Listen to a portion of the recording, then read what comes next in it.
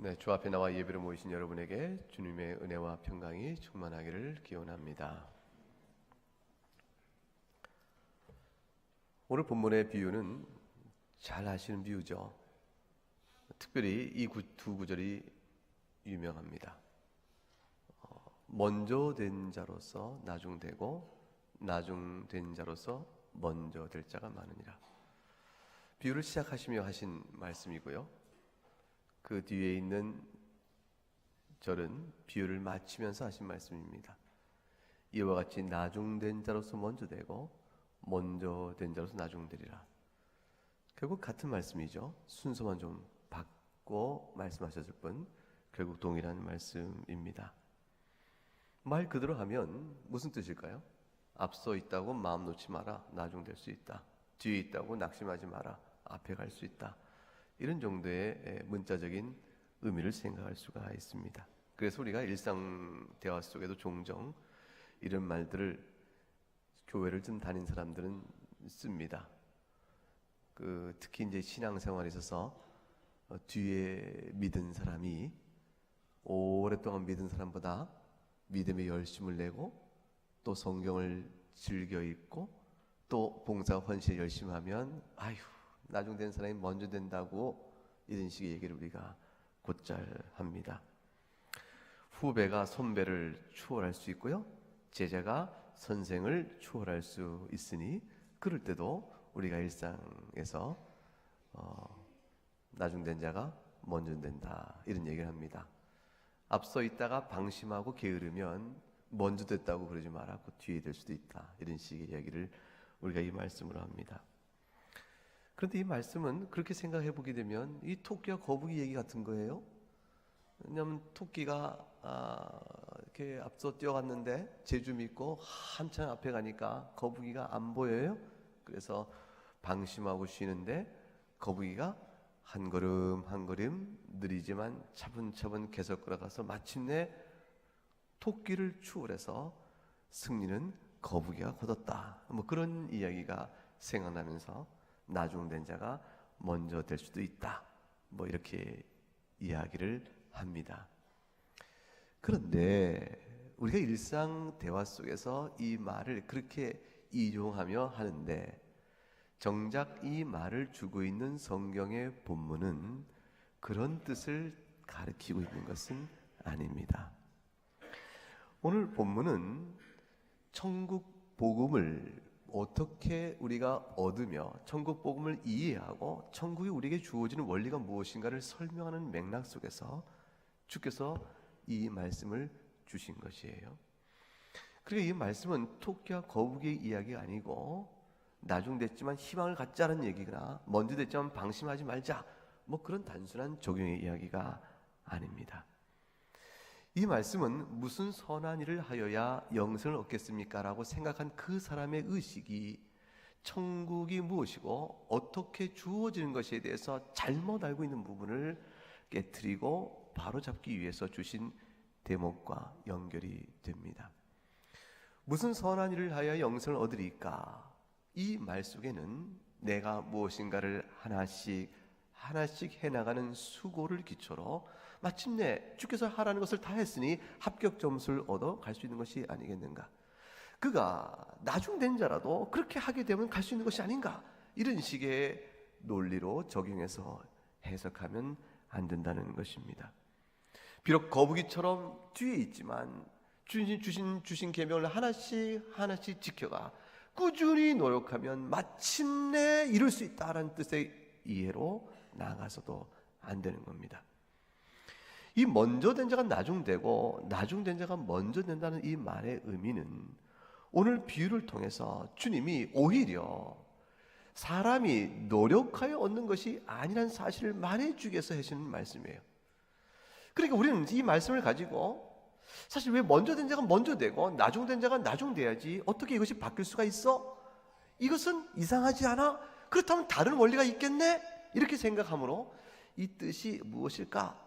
이렇게 생각해야 마땅한데 오히려 이 말을 뒤에 있지만 나중에는 먼저 될 수 있어. 먼저 되지만 방심하면 뒤에 쳐질 수도 있는 거야.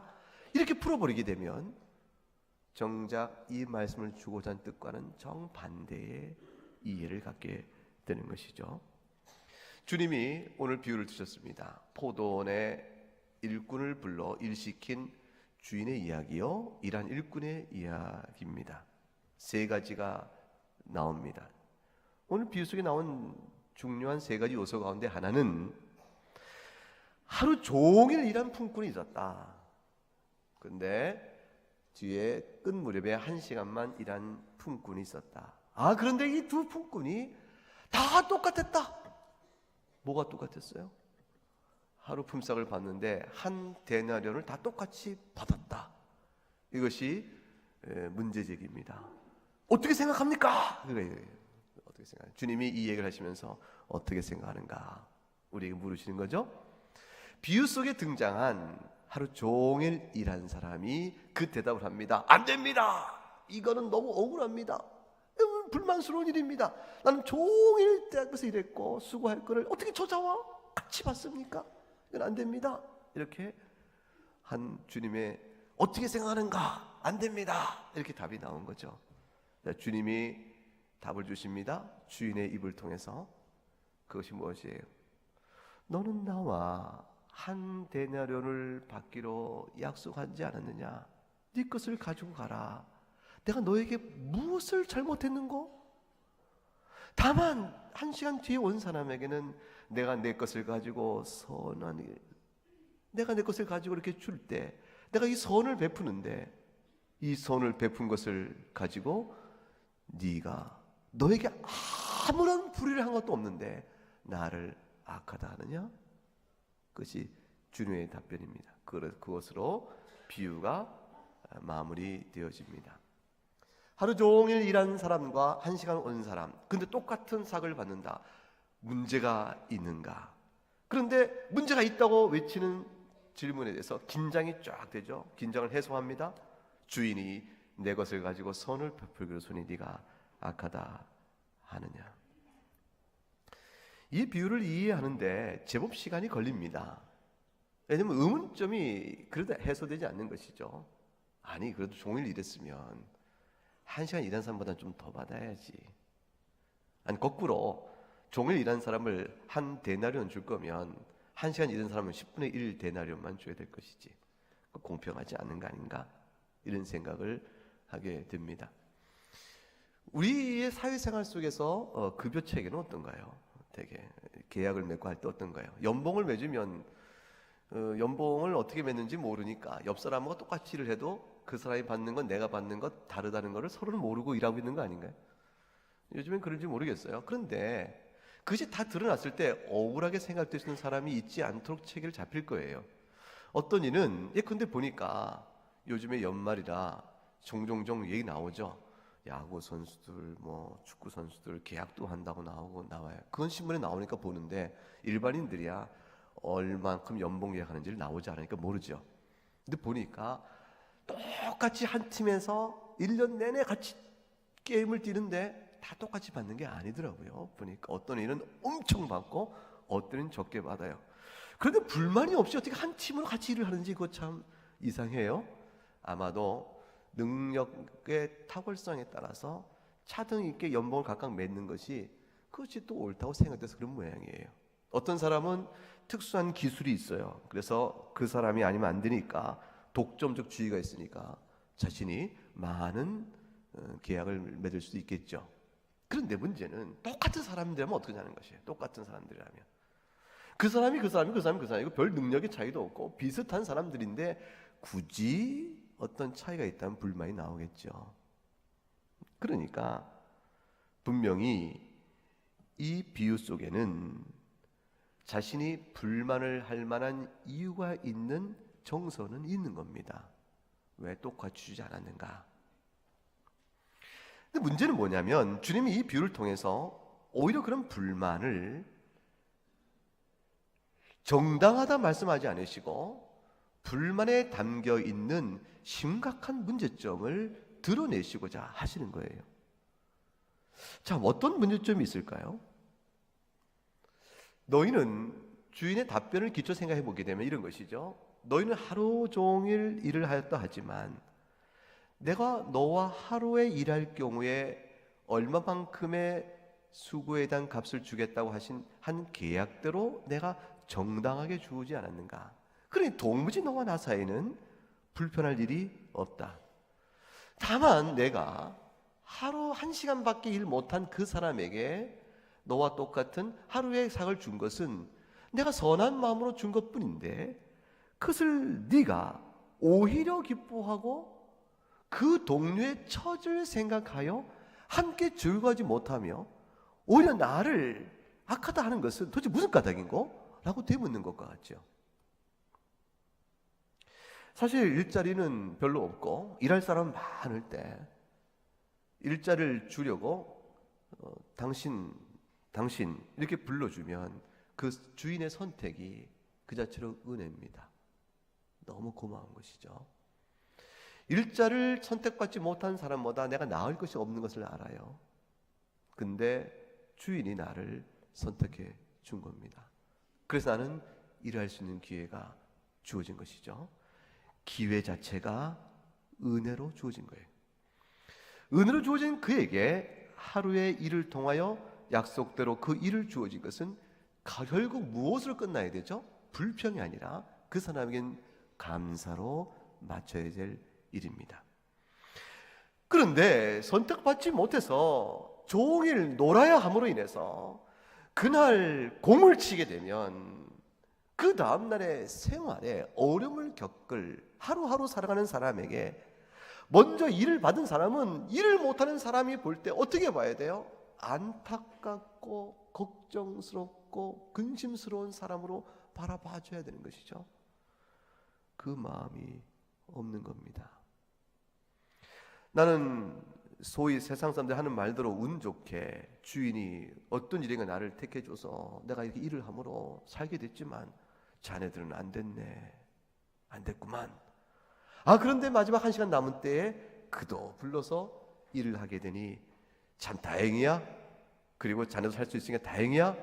그 주인이 참 너그럽고 좋아, 참 귀한 분 아니야. 이 마음으로 나가지 않는 까닭이 도대체 뭐냐는 겁니다. 이런 마음으로 나가지 못하고 왜 나는 적게 줬는가? 자신에게 맺어진 계약대로 정당하게 주었음에도 불구하고 왜 나는 적게 받았고 왜 저들은 더 많이 일한 나에게 품삯을 적게 주는가? 라고 원망을 하는 까닭이 도대체 어디서 오는 것이냐 그 말이에요. 그 원망이 주인의 불의함 때문인가? 아니면 주인이 선을 베푸는 그 자들을 향한 불쌍한 마음과 주인의 선한 마음을 이해하지 못하는 그들의 완악함, 죄성 때문인가? 주님은 그것을 생각하게 하시는 거예요. 자신들의 처지가 저들과 같다는 사실을 깜빡 잊고 있는 거죠. 오늘은 자기가 주인이 아침 일찍 불러서 일을 함으로 하루를 살게 됐지만, 그러나 일을 하지 못하게 될 뻔했던 저 사람들의 처지가 자기 일일 수도 있다는 사실을 잊고 있는 거예요. 반대로 자기가 그 처지에 있었을 때 주인이 1시간이라도 불러서 일을 하게 하고 하루의 삭을 준다면 자기가 받을 그 은혜와 기쁨이 얼마나 클까를 생각하지 않고 있는 겁니다. 이 마음이 천국을 어떻게 들어가는 건가, 어떻게 천국의 영생을 받는 것인가 라는 문제와 연결되어 버리면 심각한 왜곡과 굴절이 생기게 됩니다. 어떤 이들은 천국을 수고한 자신의 성실성과 계명을 지켜간 자기의 노력과 선행이요, 따라서 그것을 공로로 삼아 간다고 생각을 합니다. 평생 하나님의 계명을 지키며 수고한 내가 그렇지 못한 저들과는 달라야 할 것이고, 저들은 마땅히 천국에 들어가지 못하도록 벌을 받아야 할 것이라 나 같은 사람, 그래도 주의 말씀 지키며 하나님의 말씀대로 봉사하고 물질을 내, 시간을 내, 은사를 내, 수고와 많은 애를 쓴 나 같은 사람은 천국에 합당한 자로 돼, 그렇지 못한 자는 아니지 않는가? 이렇게 생각하는 의식이 자기 안에 있다면 그런 자가 바로 주인의 선함을 보고 원망하는 자와 똑같은 자가 되고 마는 겁니다. 바울도 오직 은혜로 구원받는 것이에요. 예수님이 십자가에 죽으실 때 함께 달린 십자가 강도도 역시 은혜로 천국 영생을 받는 것입니다. 바울 사도는 그렇게 치열한 순교적 헌신과 죽음에 모든 이르는 고통을 당하면서 주를 섬겼지만 그 섬긴 바울의 놀라운 헌신 때문에 천국 영생을 받는 것이 아니고 바울 자신도 오직 주께서 베푸시는 은혜로만 구원을 받는 겁니다. 십자가 강도와 같은 우리들도 그래서 은혜로 천국을 받는 겁니다. 하루 종일 수고했다고 해요. 그 수고한 삭스로 천국을 받는 것이 아니라 그 말이죠. 주님이 베푸시는 선함으로 오직 천국을 받는 것입니다. 이 비유는 사실 주님의 그 원리를 우리에게 깨우쳐 주기를 원하신 것입니다. 그 교훈을 깨달으려면 비유를 잘 들여다보면서 기억할 것이 있습니다. 도대체 나는 아침부터 일찍 와서 일한 사람인가? 아니면 마지막 1시간 전에 부름받은 사람인가? 우리는 어떤 사람입니까? 여러분 마음속에 나는 모태신앙이요, 나면서부터 주를 섬겨온 사람이라, 그런데 저자는 평생 악인으로 살다가 마지막 날에 돌이켜 구원을 받아 천국 영생을 똑같이 받는다면 이것이 합당한 일인가? 라는 마음이 생기면 여러분은 비유 속에 들어와서 하루 종일 일하여 주인의 선함을 보고 불평을 터뜨린 자와 똑같은 사람입니다. 우리가 주님 앞에 헌신하는 모든 것들은, 그 주를 위해 살아가는 모든 일들은, 그것은 천국 영생을 받기 위한 어떤 의미에서도 대가나 공로적 조건이 아닙니다. 절대로 아니며 결코 그렇게 될 수가 없습니다. 우린 다 마지막에 불림받은 자들과 마찬가지예요. 이 사실은요, 우리 생각에 정말로 아침 일찍부터 일하는 사람이어서 좀 억울하겠다 싶은 사람에게 물어보면 압니다. 여러분 생각에 아침 일찍부터 막 수고해서 마지막에 이렇게 일하는 사람과 똑같이 차이 없는 천국 영생을 똑같이 받는다 생각하면 좀 억울하겠다 싶은 사람을 찾아가 보십시다. 누가 있을까요? 우리끼리 말하기는 좀 쑥스럽고 누가 알겠어요? 사도 바울을 찾아가 보자고요. 바울 사도에게 얼마나 좀 섭섭하시겠어요. 조금 아무리 그래도 조금은 좀 섭섭하지요. 조금 억울한 마음도 좀 있지요. 이렇게 슬슬 심령을 도발해 보면 바울 사도 뭐라고 답변할까요? 정색을 할 거란 말이에요. 아닙니다. 나는 아침 일찍부터 온 사람이 아니에요. 나는 맨 나중에 부름받은 사람이에요. 나는 죄인 중에 괴수한 말입니다. 내가 평생 주를 위해 한 것은 주께서 내게 주신 은혜에 비하면 아무것도 아니요. 하나님이 나를 불쌍히 여겨 그저 천국 영생을 은혜로 주지 아니하시면 내가 영원한 형벌에 던질 자에 불과한 자인데 어찌 나에게 종일 수고한 자에 빗댑니까?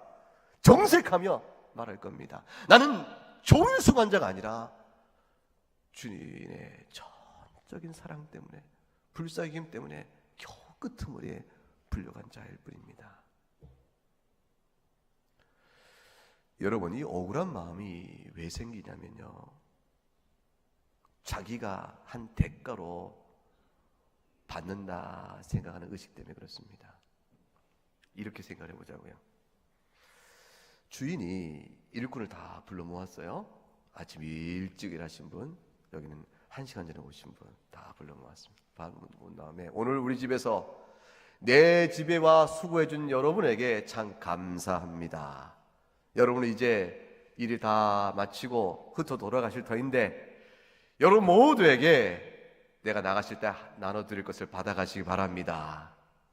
그래서 나가서 받는 거예요. 가서 나가서 딱 받으니까 한 데나리온이 아니고 세상에 큰 차를 하나 딱 준비해 준 거예요. 그러니까 좋은 차. 뭐라고 할까요? 벤츠라고 할까요? 그 좋은 차를 탁 주는 거야. 아니 이거 뭡니까 했더니 오늘 수고한 사람에게 주는, 주인이 주는 뭐죠? 선물입니다. 오늘 여러분이 주인 집에 일하는 모든 것에 주는 선물입니다. 다 하나씩 가져가세요. 오늘 오신 분은 다 자격이 있으면 하나 가져가세요. 이게 나눠주면 그 중에 그걸 받고 나서 하루 종일 일하는 수고한 사람이 한 시간 온 사람에게 막 원망과 불평을 하며 주인께 막 대들까요?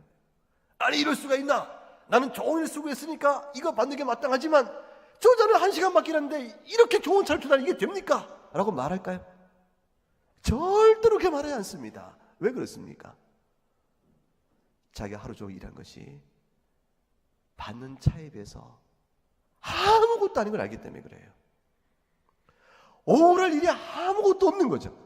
자신이 종일 일했으나 자신의 주인 앞에 내 것 내놓으셔 라고 할 만한 아무것도 없다는 사실을 알게 될 때 받은 게 너무 크니까 자기가 감지덕지 주인의 선한 마음을 칭송하고 엎드리게 됩니다.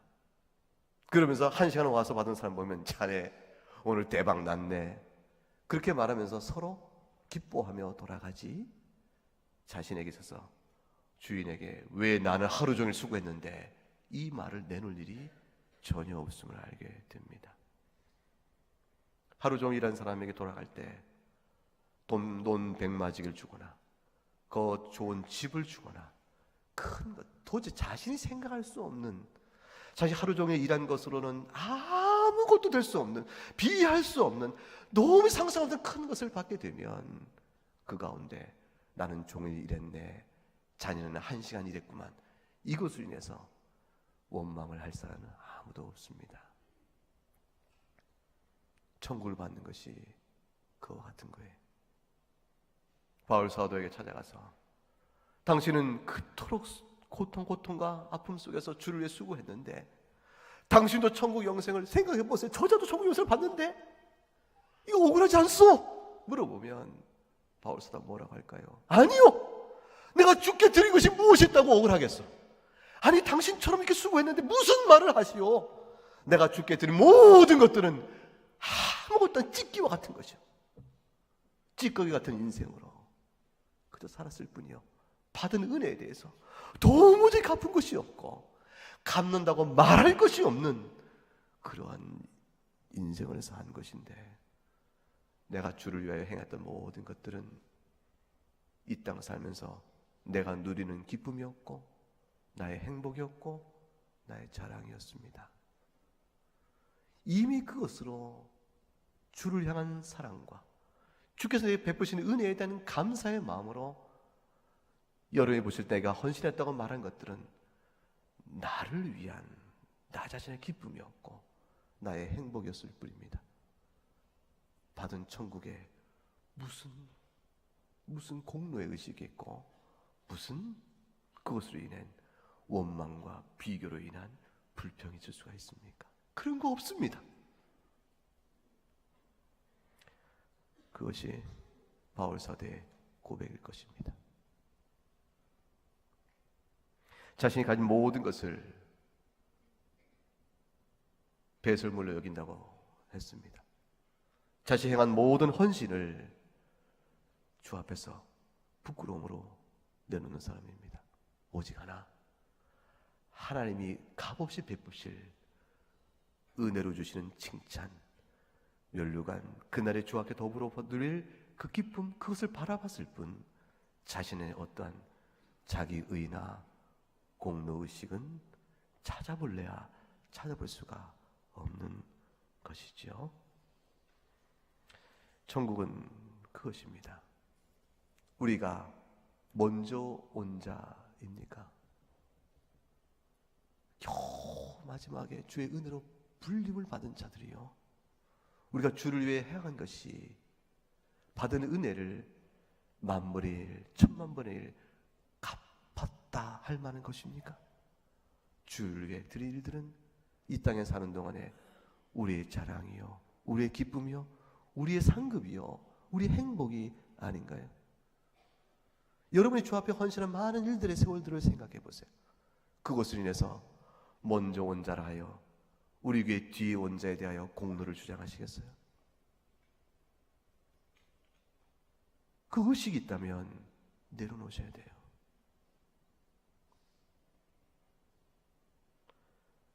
우리는 천국과 관련하여 어떠한 공로도 주장할 수 없는 자들이요, 그런 자들이 못 됩니다.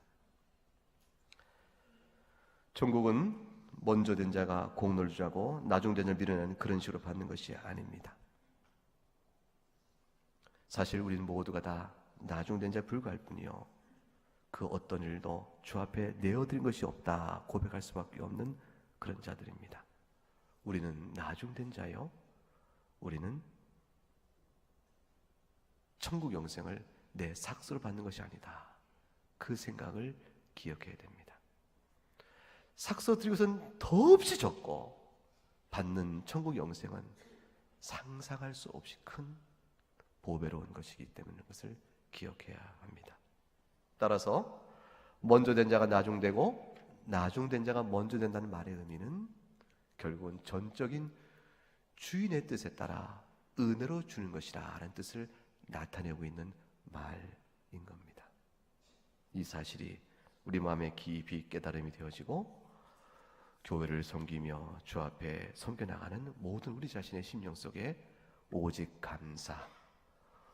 감사뿐으로 나아갈 수 있는 우리가 될 수 있기를 주의 이름으로 축복합니다.